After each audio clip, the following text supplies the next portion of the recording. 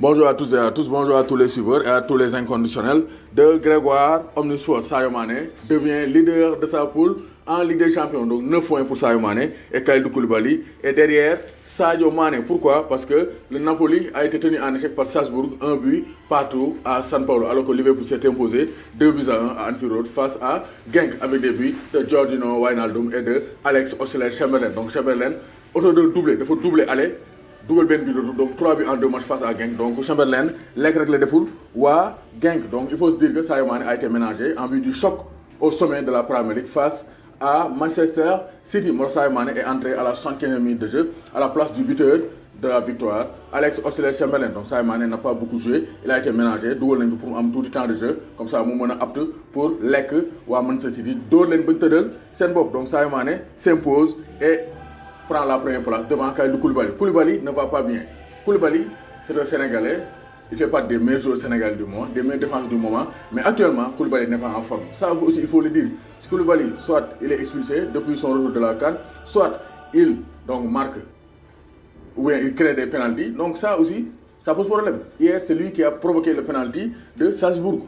Koulibaly moo def pénalty, tacle en retard la def. Erling Haaland ñëw dugal 7 buts. Pour le gamin de 19 ans. Donc il a marqué 7 buts, c'est le meilleur buteur absolu de la Ligue des Champions. L'attaquant de Salzbourg, l'international, donc norvégien Erling Haaland, donc a marqué donc, le but de la victoire. Donc pour l'instant, Liverpool a 9 points, Napoli 8 points, donc Salzbourg 4 points, Genk 1 point. Donc Genk moom mooy tere gàmmu gi toog na presque. Donc mathématiquement, donc on peut dire que Genk peut dire au revoir au 8e de finale. Mais gis nañ ne Salzbourg a toujours des chances. Mathématiquement, Salzbourg peut se qualifier, mais ça sera difficile avec Liverpool et le Napoli. Donc prochaine journée, Liverpool va accueillir donc, le Napoli le mercredi 27 novembre. Donc ça sera un duel au sommet de cette poule E de la Ligue des Champions. Ben poule bi Barça moom dafa nul 0 partout. Ça c'est la grâce. Ça c'est la grosse déception. Barça tenu en échec par le Slavia Prague. te ku seetaan match bi donc peut-être les statistiques peuvent être flatteurs pour le Barça mais ku seetaan match bi gis na ne Slavia Prague dañoo tenir en échec Barça dañ leen tenir en échec dox seen garde bi. Ils ont regardé le Barça dans les yeux pour dominer le Barça par certains moments. Donc c'est pour dire que le Barça a des problèmes. Suarez n'a pas joué, ça a posé. Dembélé n'est pas très en jambes, il attendait, mais il y a un problème de connexion entre Messi et Griezmann. Donc Messi et Griezmann, c'est pas la très haute connexion.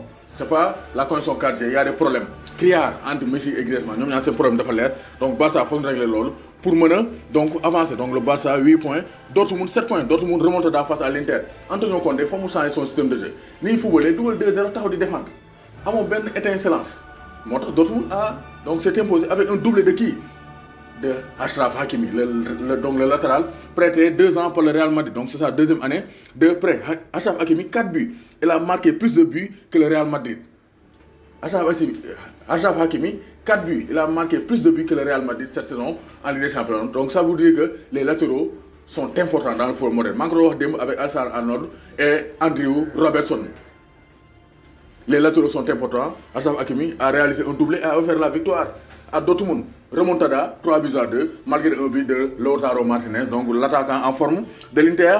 Milan, Leipzig aussi moo dóor donc kii di Zenit Saint-Pétersbourg da ko fekk dóor ko 2 buts à 0 fekk si leen dóor leen loolu ñaaw na. Donc Lyon aussi moo dóor 3 buts à 1. Donc Lyon aussi se refait une santé avec l'arrivée de Rudy Garcia et prépare de fort belle manière l'Olympico le dimanche entre Marseille et Lyon. Chelsea aussi, Ajax, c'est le match le plus fou de cette 4e journée de Ligue des Champions du mardi. Parce que Ajax devait mener Chelsea 4-1, Chelsea dembe 5-4 avec le but refusé de César Azpilicueta, avec 2 cartons rouges simultanés quand même. Donc lolo, ça avait âgé, gagné dans un match, mais quand même, l'arbitre est le maître du terrain et l'arbitre a tranché. Donc Chelsea s'en sort avec 7 points, avec 7 points. Valence aussi, il faut remonter Lille. Donc d'or que vous Lille monte par l'intermédiaire du Nigérian, Victor Osimhen, mais d'un coup remontada, retourne ko, Safko, Bomounior donc 4 buts à 1 avec notamment un but du jeune joueur de 19 ans, l'espoir de Valence, Ferran Torres. Donc Valence 7 points. Donc 3 équipes à 7 points, ça sera serré pour donc la qualification en 8e de finale dans ce groupe donc H de la Ligue des Champions. Donc aujourd'hui on aura donc la confrontation entre Krépin Diatta et Gana Gueye. Gana Gueye Nena, on veut se qualifier dès ce soir. Krépin Diatta Nena ko, on va tout faire pour essayer de créer la surprise. Donc ça sera difficile donc pour Krépin Diatta, mais ça ne sera pas aussi aisé pour le Paris Saint-Germain de Gana Gueye qui fera son retour en Ligue des Champions. Donc en tout cas, Krépin Diatta, Gana Gueye, ça sera un duel au milieu de terrain entre 2 internationaux sénégalais. En tout cas, Naples souffre, Liverpool presque qualifié Et on attend les qualifications du PSG, Bayern de Munich, City et Juve, qui en cas de victoire vont se qualifier pour les huitièmes de finale de la Ligue des Champions 2019-2020.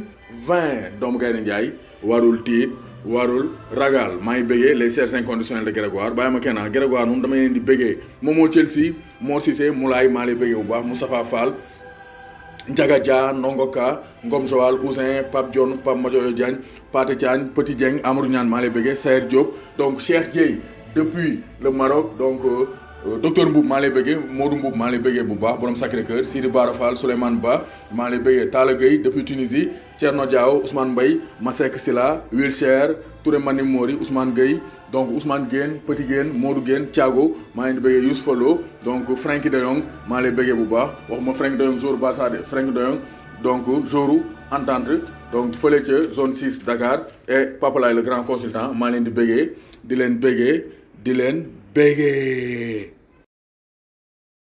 léegi ku bëgg a abonné compte Instagram Grégoire Omnisport da ngay tapé Grégoire _du_bas Omnisport Grégoire _du_bas Omnisport page Facebook Grégoire Omnisport Snapchat Grégoire Omnisport donc partout c'est Grégoire Omnisport mooy Snapchat Instagram Facebook YouTube Grégoire Omnisport vous serez toujours informé sur tous les réseaux.